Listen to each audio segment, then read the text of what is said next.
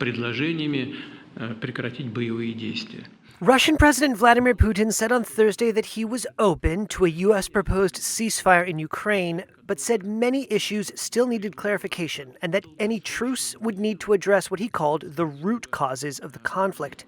Первоначальные причины этого кризиса. A day earlier, Moscow presented the U.S. with a list of demands to end its war in Ukraine, including preventing Kiev from joining NATO, ruling out foreign troops in the country, and recognition of Russian sovereignty over 4 provinces it claims to have annexed.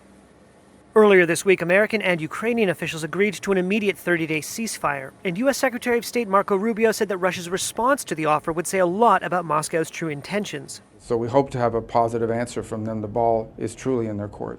Donald Trump had said in the White House on Wednesday that he hoped the Kremlin would agree to end what the U.S. president called a bloodbath. And hopefully we can get a ceasefire from Russia, and if we do, I think that would be 80% of the way to getting this horrible bloodbath finished. It's a bloodbath. Президента Соединенных Штатов, господина Трампа, Putin thanked Trump for his efforts to end the war and said he might call Trump to discuss the issue.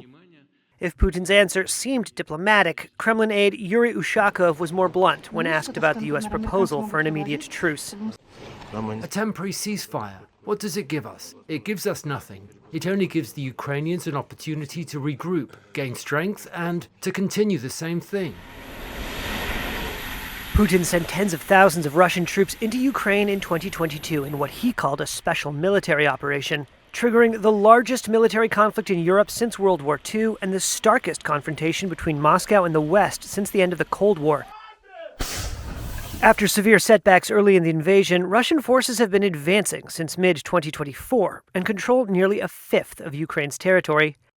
And they seem close to completely retaking a piece of Russian territory in Kursk that Ukrainian forces captured last summer. In a sign of the Kremlin's growing confidence, Putin donned a military uniform for a visit to his commanders in Kursk on Wednesday and told them to finish the job, quote, in the shortest possible time frame. U.S. Special Envoy Steve Witkoff is in Moscow Thursday to meet with Putin to further discuss the proposed ceasefire.